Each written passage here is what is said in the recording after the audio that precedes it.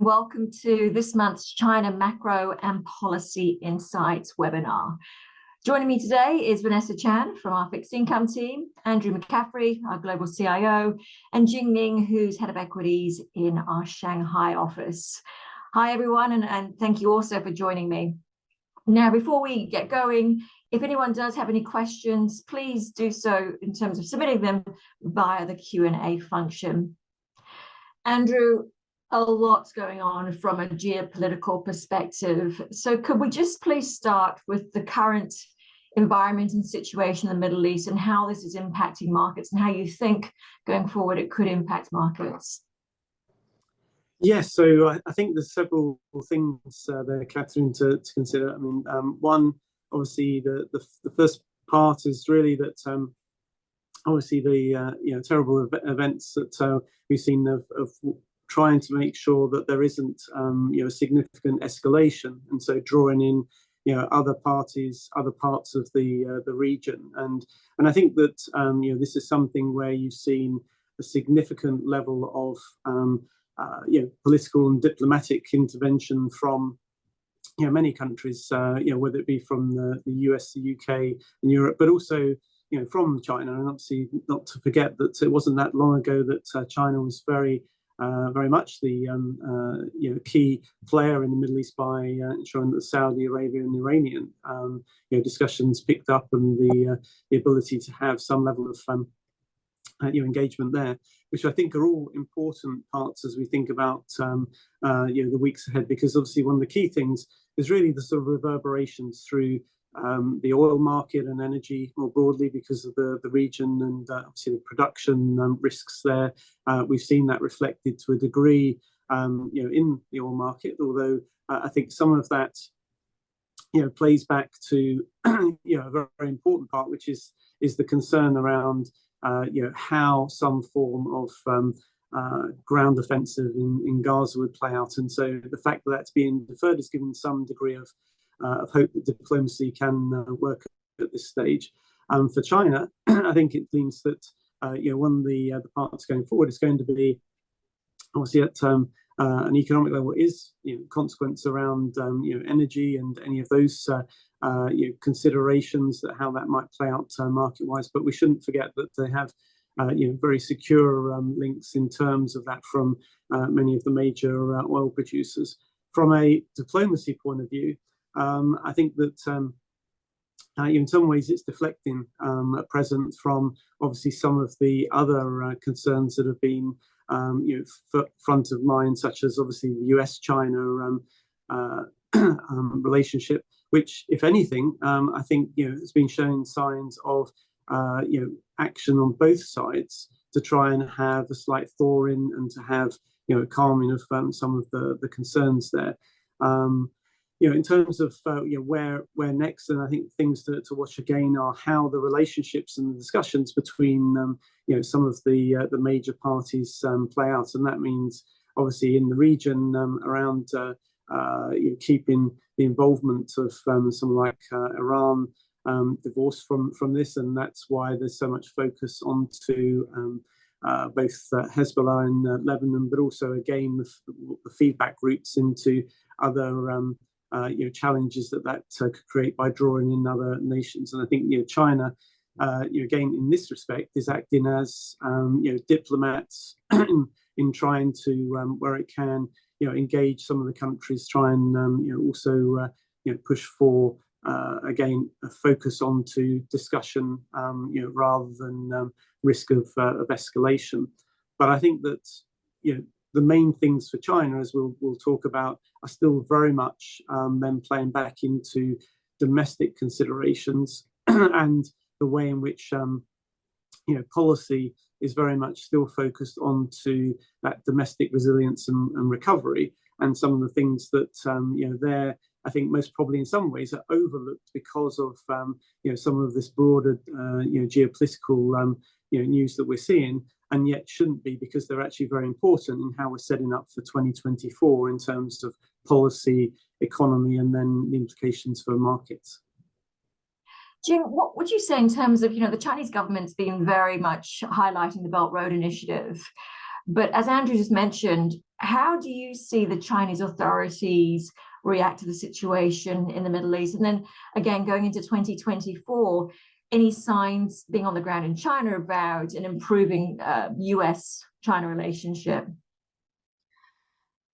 I mean, I think at the current moment, the US-China relationship is probably the top priorities from Beijing's perspective, is to improve some kind of like effort to improve the US-China relationship, especially with 2024 US election is coming up. I think it's in the mind of policymakers in China, that's probably the most challenging part of the political environment they need to deal with.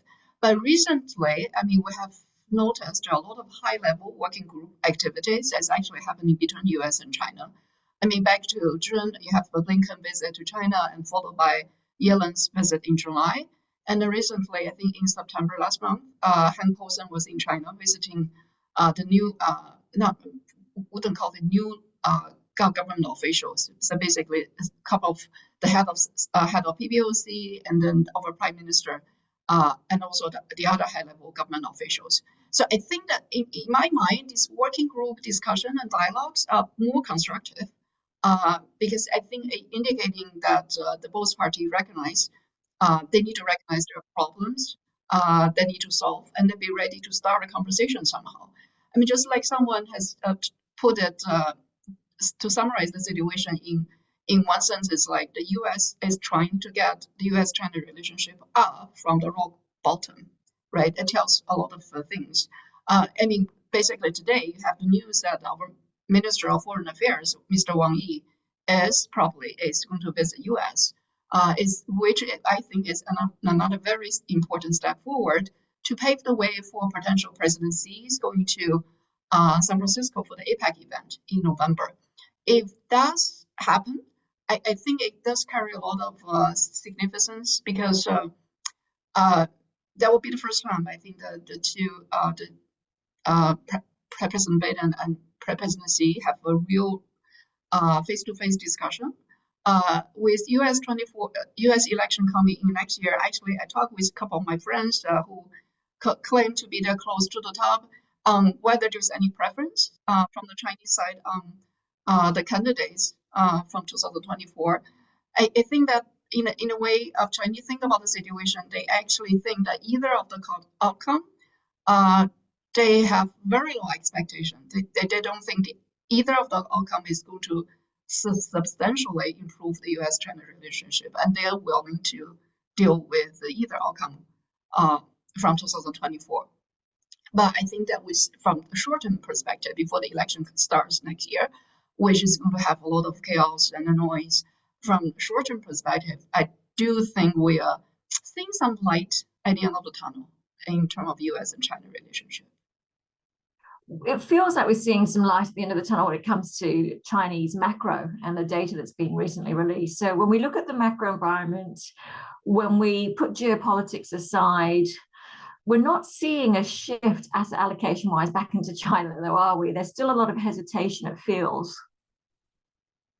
Yeah, I think you're absolutely right. So basically, I mean, in terms of the green shoots that we see from the market, there are green shoots coming off the market.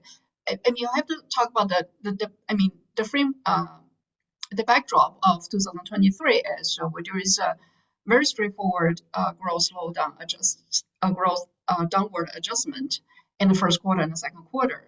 The corporate has went through a kind of pretty sharp restocking in early of the year, anticipating better demand from the COVID, from the realization of COVID, and then followed by the second quarter destocking. But in July and August, the inventory level, if you look at the industrial sector, the inventory level was pretty low. But so starting from, and also on top of that, starting from July, and then Beijing has decided it was time that they were willing to step in to stabilize property prices. So you have started to see traditional supporting policies like relaxation of home buying restriction and the lower mortgage rates coming out. I think it does contribute to the fact that the tier one city property prices show some signs of stabilization. But I think the rest of the country, second tier, third tier, is still kind of like drifting downward in a very slow slower pace. But I mean, with that being said, I mean, if we look at for Q3, especially from industrial sector, there is actually there's early indicators, signs that we are trying to grow from very, very low inventory level in the market. But I mean, if you think about from the property market perspective, right, I think I still holding my view that this is going to be a gravity for the China growth for the upcoming quarters and years, because it's going to drag the overall growth of the economy downward. Many corporate has started to decouple from the property sector, some more successful than others, but never than that, it's still going to basically create some downward pressure for the overall economy. In terms of investor allocation to China, right? Back before 2018, we had this massive Asia inclusion. So Asia was included in MSCI China, and that was the biggest trade, right? So the fund flow has to passively roll into China A shares. So from that perspective, I think that trade is probably done, right? Now investor positioning on China is very low. It's probably the 5-year cyclical low on the poor sentiment and poor confidence, lower confidence for the future. But when things are turning back, I think we will have a cyclical upturn coming up. So when things are normalizing, we're definitely going to see the sum of the flow will come back. But on the other hand, what I want to also add here is, China still sits at a very different point of the cycle versus everyone else, right? We have very little inflation problem. On the opposite, people were talking about deflation in China. And there is a fiscal policy stimulus coming in, but in terms of the magnitude, it was quite managed and controlled. So there's still a lot of fiscal buffers out there. And monetary policy will continue to remain accommodative. So China sits at a very different place versus the rest of the world, which is sitting on sticky inflation, sticky inflation, very hawkish monetary policy, kind of overheated economy. Right? So from the asset allocation angle, China actually is kind of a good risk diversifier, because the correlation between China and the rest of the DM and the EM is actually is much lower 2023 versus the past 5 years. Vanessa, it's interesting because if we look at Chinese government bonds or CGBs, they're one of the best performing bond markets. So the argument about China being uninvestable, it doesn't seem to reference the fixed income market. So can you shed some light onto this, please, for us? Yeah, I think that's very interesting. Particularly, you asked the question right after Jing have talked about the diversification benefits, and I think that's really where the differentiation is by thinking about the China onshore bond market and the CGB itself. It is, if anything, a kind of a more defensive way to participate in the China market. Especially the China CGB have a very strong kind of correlation impact when your global portfolio is mainly dominated in US dollars asset class. And that's also stemming from the divergence on the economic cycle, the policy cycle that we've been talking about on this call for the longest time, that DM and China do sit on different cycle, both in terms of monetary policy and the economic side. And I think one of the other attractiveness of the CGBs is the fact that it's actually very liquid. And that's also, to some extent, allowed some sort of a hedging mechanism if you're actually having a fairly heavy US dollar denominated portfolio. Looking at the yield now, 10-year Treasury, China probably gets you about 2.7, that kind of level, with the interest rate differential between US and China, that hedging costs potentially will allow you to have a yield pickup, and you're probably getting closer to the kind of 5%, which is comparable compared to where the treasuries are in the US market. So by thinking about China CGB, it does offer diversification benefits to the portfolio, which I think is one of the key attractiveness for a lot of the investors thinking about accessing the market. Andrew, what does this mean then from a broader asset allocation point of view? Japan's been a very popular market in terms of flows. You've got this very negative sentiment still towards China. ASEAN's doing well. The whole DM versus EM arguments. Do you think we'll see a significant shift in the way people look at China going forward? I think we will, but that has to be predicated on some of the things that we've highlighted, fall into place, because it will take some time, given that, as we've highlighted, the sentiment and also the way in which tail risks are perceived.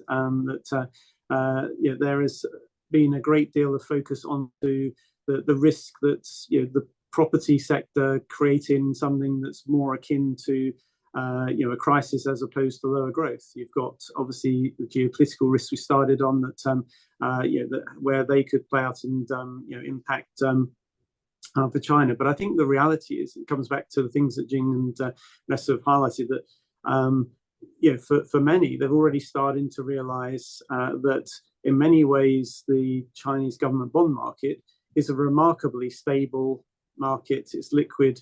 Obviously, there are the challenges to be more in terms of a benchmark because of obviously the capital account and the accessibility more broadly, but it has many of the characteristics that investors would be looking for. And I think that's why you've seen in some ways that the flows of capital on that side have not been as negative in terms of some of the international players as we've seen for the equity markets. For the equity market, I think that it really comes down to a mixture that breeds confidence in that long-term ability to not just grow, but to have the dynamics of being able to increase earnings and prosperity within China. And I think that part is where obviously confidence has been low domestically, and as Jing's highlighted some of the elements there, but which we still see signs that there is improvement taking place. It's not in a smooth and all one-way direction, but certainly the signs of increasing confidence in certain areas. The policy profile, I think, though, it's one that it strikes me that the authorities are seeing what happens every time that they carry out an action, and the sort of confidence effect or lack of it. And I think that you're going to see them take a slightly stronger, more focused way of ensuring that the realization of what this means in terms of generating that support for the sort of around 5% growth and that looking forward. And I think, though, that another part that's going to be really important, and that ultimately I still view that the improvements and then the financial market improvement, and so for equities to be able to see a more sustained rally, there's actually reallocation of capital and confidence within China starting that process that will ultimately draw in more international focus as well, because then the real thing to overcome for some of the international investors, one, obviously the risk premium that they've attached definitely went up over the course of the last couple of years, but I think the real element is going to be looking at when they view the importance of China in every other sense outside of just market indices weightings today, and think about the importance. That is going to come back to be quite a driver of how they think about whether they incorporate it into a broader EM focus and mandate, or whether as we were seeing signs of in 22, and that I think are still there below the surface, is this desire to have China as a separate breakout focused area. That has positive and negative repercussions in that if they isolate it and stay underweight. But the reality is that I think more investors are viewing it that way, and so considering how they can then have a very clear and identified exposure to China that they will manage through time. And that part I think is quite important, because in an asset allocation sense, in doing that, they will be looking at the weightings, what they think is a realistic profile for China on economic sense and weight of market, and that will then start to drive with a slightly more favourable backdrop and a little bit of a tailwind, which I think again, policy, economic signs are starting to show that we are coming off that bottom through through Q3, become more visible in Q4 and into the beginning of 24. I think that events, obviously Taiwan elections, will keep some people nervous. But once we get through that, the reality is then they're going to be looking that they are very severely underweight of a market that's got a very different economic cycle, monetary policy cycle, and valuation set that maybe will start to draw in international views. But I think that the first place will be confidence in China and seeing support from flows in China to show that the market actually is quite resilient in and of itself. And that's the next part really to look for, and I think is a development into the new year. And of course, when looking at China, in fact, Jing, this is one of the first things you told me when I met you about 10 years ago, was that China has this policy line. It's a red line that moves up and down. And as companies, you can't cross the line, but also you can't be too far away from this line because you don't reap the benefits. So I've always remembered that. And on that note then, Vanessa, from talking to companies, the management teams on the ground, what are some of the key trends that we've identified over this year in particular? I think we've talked a lot about China. It's trying to pivot from some of the traditional growth drivers to kind of more high-end manufacturing and potentially domestic consumption. And what we start seeing on the ground is that there are definitely more success in terms of some of the local brands when it comes to consumption trend. And I think one of the other parts of the market that is in China that is going very strong is definitely electrification, the EV vehicles. And bringing into how that's impact the rest of the Asia, I think that's also related to what you may heard about kind of China plus one for some of the global suppliers in terms of looking for kind of hedges on the supply chain. So economy like Vietnam, India have been benefiting on some of the China plus one as well. And what is interesting is that we were looking at some of the Indonesian FDI, and what we realized that China's shares of the FDI in Indonesia, and particularly on the parts that's related to EV vehicle supply chain, actually have picked up a lot. So if you look at the FDI for Indonesia, you'll see that nowadays 30% of it actually come from China. So if anything, the kind of less dominance on China in the region, the China plus one actually enable other parts of the Asian economy to thrive. And at the same time, China is also taking part in as a foreign investors into some of these countries. So you may have heard of CATL, which is one of the largest EV battery manufacturer in China, and they are putting capex into Indonesia.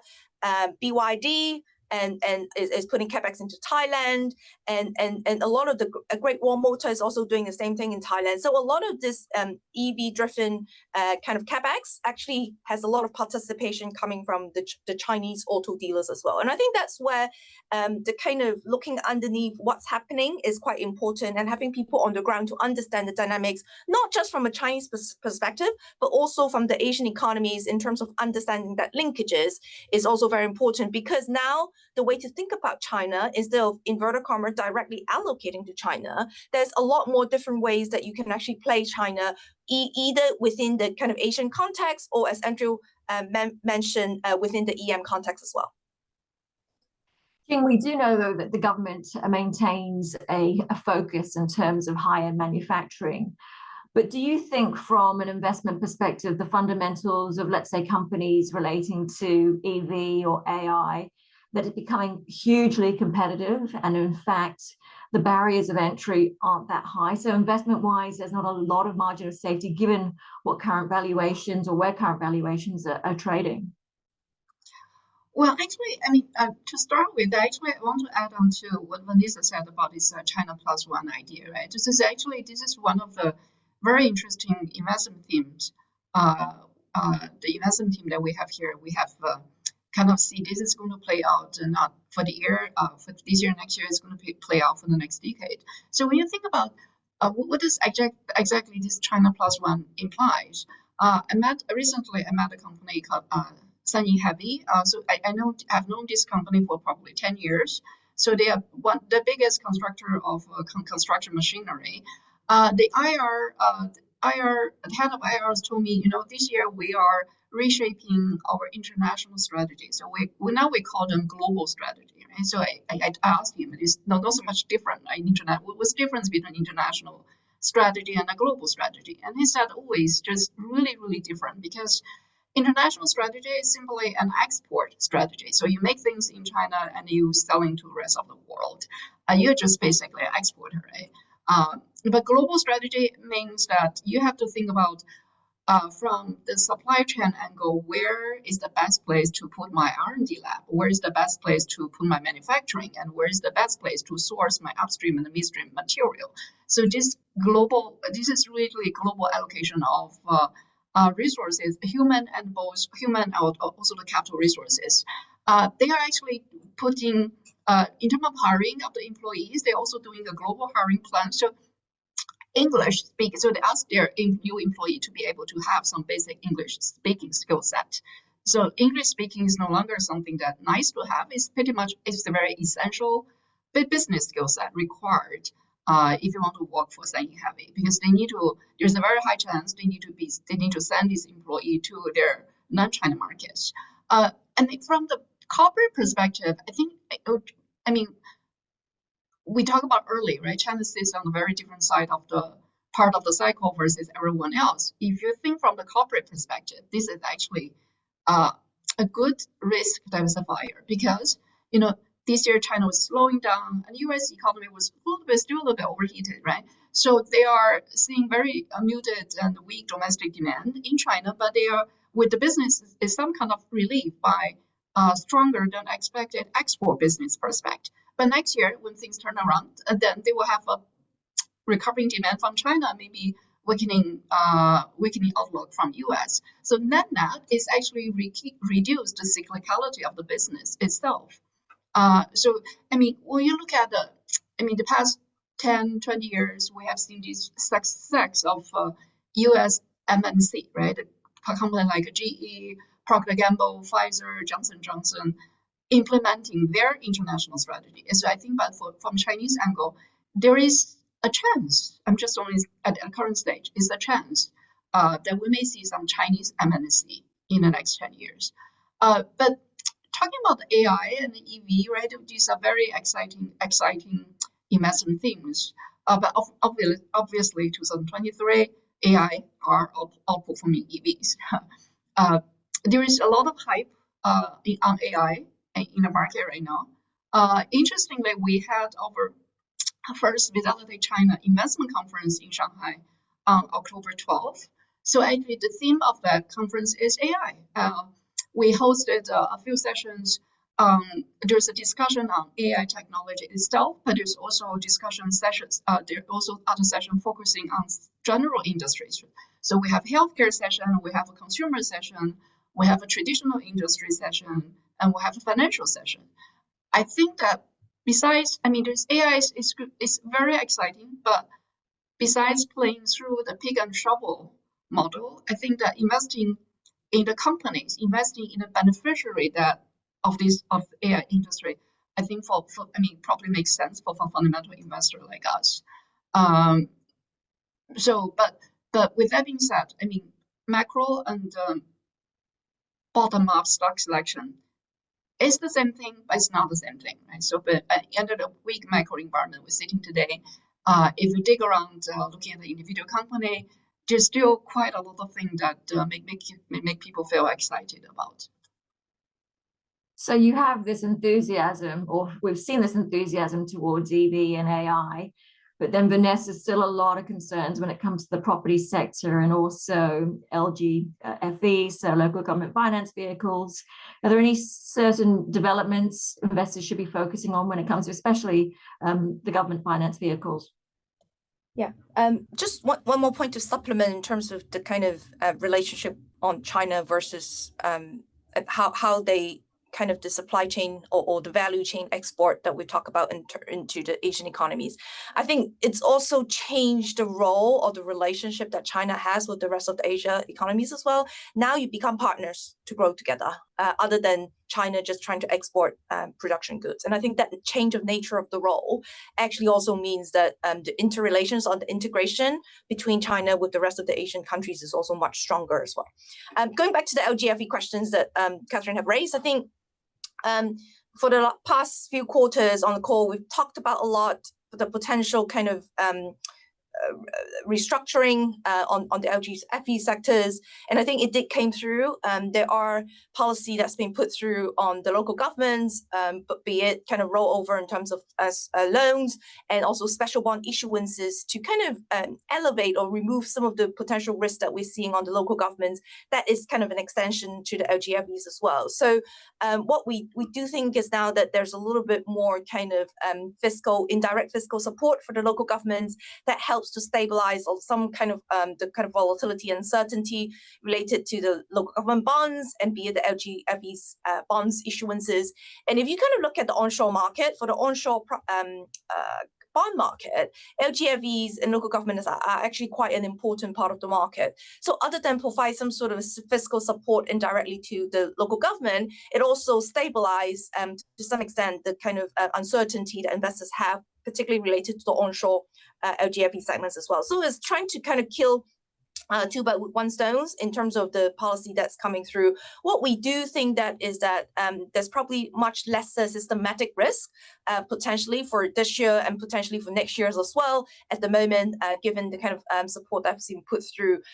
We do think that there could be at some point some more rate cuts potential in order to provide more stability to the market as well. Jing, a final question regarding policy, because more recently we've seen a 180-degree turn in terms of two key policies that the Chinese government had implemented.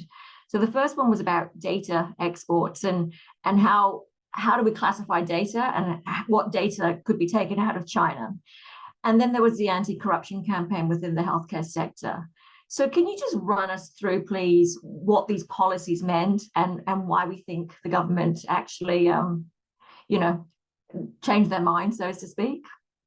I wouldn't call it a 100-degree turn in those policies, but rather adjustment to correct some of the unintended consequences. So basically, the way policy design in China is kind of in a way that, the policy was designed to meet a very simple objective. But when the policy is implemented in the real world, bear in mind, China is kind of like, it's a quite complicated market, right? So when the policy was introduced and is trying to achieve its original objective, in a way, but it also creates a lot of unintended consequences, right? For example, the data security law you mentioned that law was created to prevent sensitive personal corporate information to leak out of country, right, to go offshore. But there's many things that has fallen in the data security blacklist, including, right, research recommendation, the earning model, like including one of our research analysts write about the Baijiu stocks, right? The recommendation and target price were fallen under the sensitive security data. So basically, the conversation I was just internally when we were talking about this implication for as a manager like us, the situation is quite strange. When Fidelity Shanghai analyst is pitching the stock idea to a global PM, right? He and she needs to hide recommendation. So the conversation can become quite strange. And then he will say something like, "Oh, dear PM, so you should really take a look at this company, right? So I'm not going to tell you whether it's buy or sell, but just take a look. It's very interesting, right?"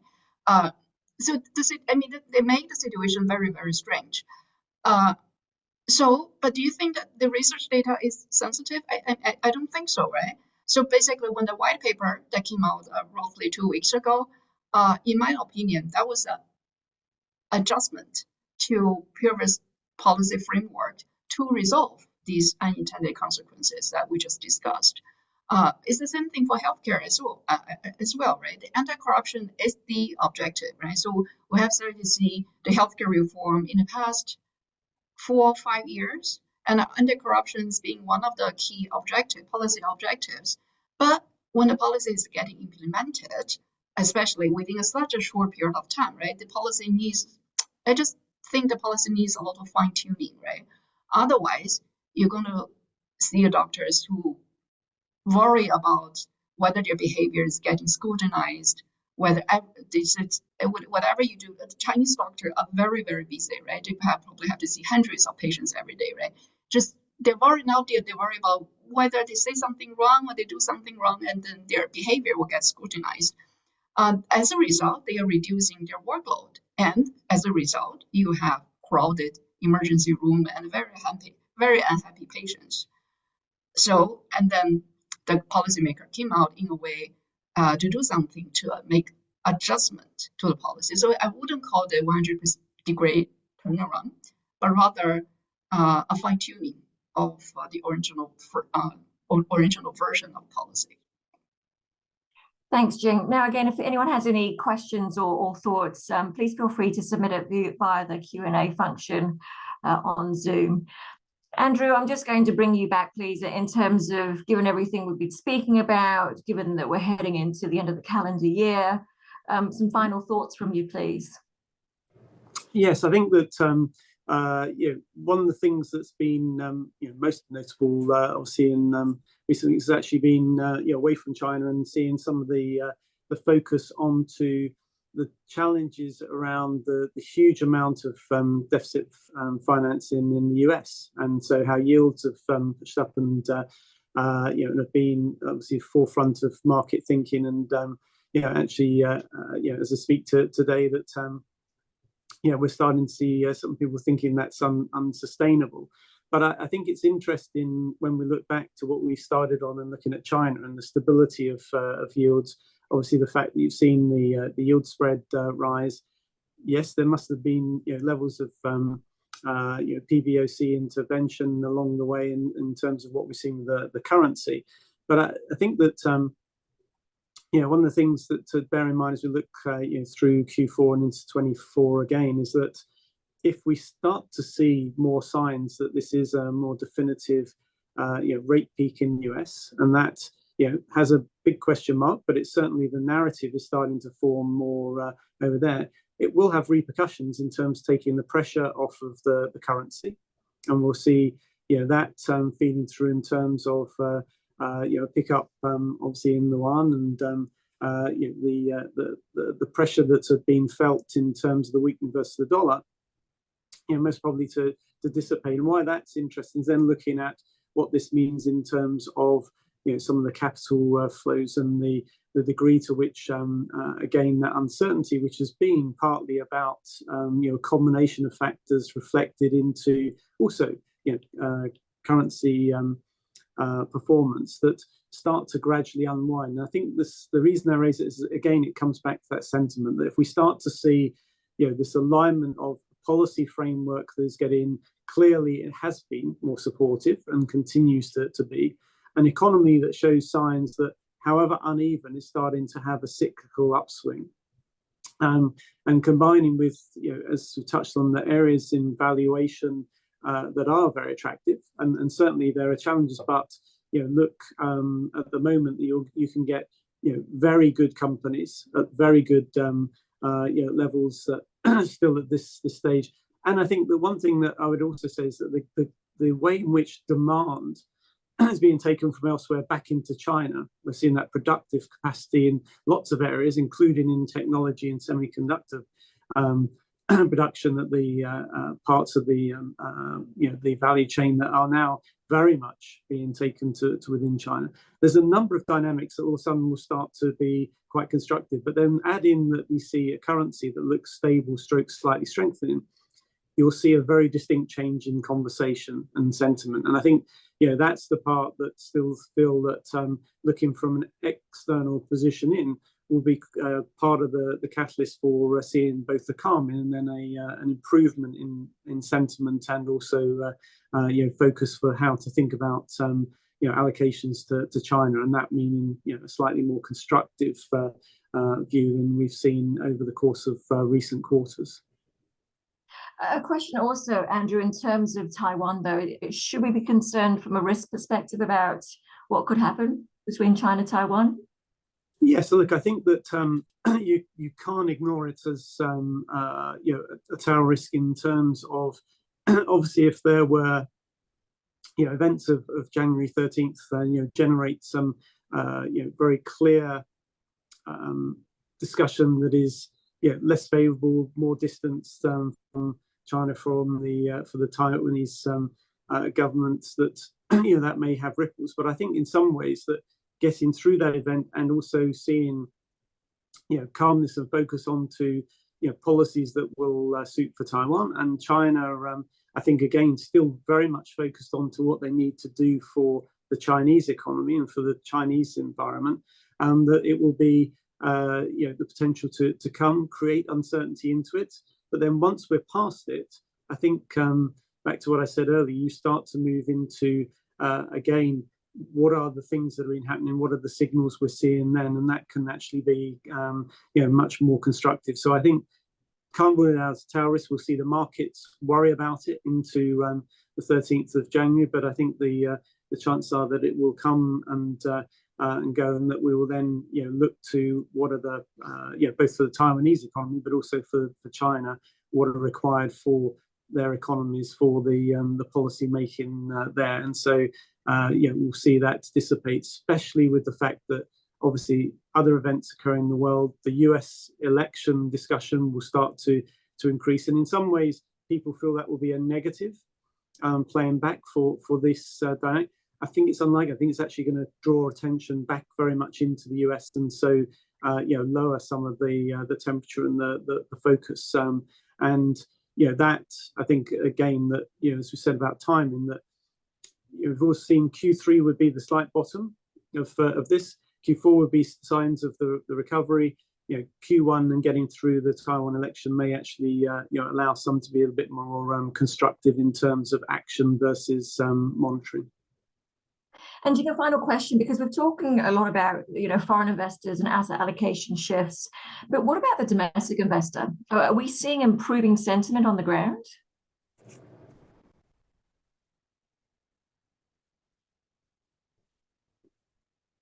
Jing, are you there? You're able to hear? Question for me. Okay. Well, I think at the moment, the equity market definitely has been very fragile. Right now, the sentiment has been very poor. So in terms of the risk appetite, as of today, is very low. But I think if you think about the long-term structural the household allocation, right? So there is I think we have seen in the inflection point on property cycle, right, in terms of prices. And the Chinese, this obsession of buying property, putting all their wealth into buying a house, that has stopped. So the money has to go somewhere, right? So the household allocation, reallocation from the property market to the financial assets, I think it's just about to start, right? And also there's tremendous wealth to store in the bank account, right? This year with the economy, the market has been bad and the growth has been really shaky, but there is a tremendous flow of money, deposit flow going to the bank account. That longer term need to be migrated out of the saving account into the financial assets as well, right? So I think that of course, for this migration to happen, China needs to build infrastructure to facilitate that transaction. Either is the direct product or distribution channel, investor education services, or the professional investor like us. So we got our license to operate in China as a retail mutual fund manager at the end of last year. But 2023, the market condition is tough, the sentiment is fragile, but I would just see this as a small bump in the long-term growth trajectory, right? Because a longer term, there will be tremendous wealth that need to be going into financial assets and mutual funds and the other markets. And the pension market is not even started yet, right? So the third pillar pension for China is only, I think, less than 3% of the GDP. Net the conclusion is short term, very tough game to play. But a longer term, if you think about from the asset allocation perspective, that's the game that we need to focus for the next decade. And Catherine, I Thanks, think Jing. just to supplement that, it's what I touched on before about it being a China investor sort of recovery in many ways, as to see that capital movement. And when you think about that number of 3% of GDP, putting it in context that most of the developed country pension systems are between 120 to 150% of GDP, there's a massive gap to build out. And I think that this is important because people underestimate the amount of both reallocation and also sort of productive long-term capital that can be created through this reallocation, coming into financial assets as opposed to a sort of property cash mix. And it will take time, but there's a significant amount of flow. And the third pillar obviously is nascent in terms of being used only in certain cities across China, but the success of that and the ability to roll it out, the learnings that have been taken from the Chinese authorities speaking to all the major governments of the world, looking at their systems from the US to Australia and in between, that I think there is a very clear direction of travel to make sure that becomes an important part of reallocation of capital via a pension system that can be robust to create future both security for the individual level, but also creates productive long-term capital from private hands. And I think that that's actually, we're at the very distinct foothills of this, and that's something I think, to Jing's point about the longer-term structural changes, not to lose sight of as well. Yeah, it's interesting. When I was in China last month, seeing companies with fund managers and the analysts, we saw Alibaba and Jing and Vanessa. I don't know whether you've seen this, but they've got a huge mural at their headquarters, and it's almost like Where's Wally? And so it had all the tech giants globally, right? It had Jack Ma, it had Pony, it had Bill Gates, etc. And to me, that really represents that, China looks at itself and the companies as a global player, a global leader, competing and working alongside all these other companies. And if you think back to, when Ali very first listed, or even before it listed, who would have thought then that there's such a huge company, and so many other Chinese companies, as Vanessa and Jing highlighted, are going down this global strategy path. Anyway, Vanessa, Andrew and Jing, thanks very much as always for joining me. And thank you everyone also for joining us today.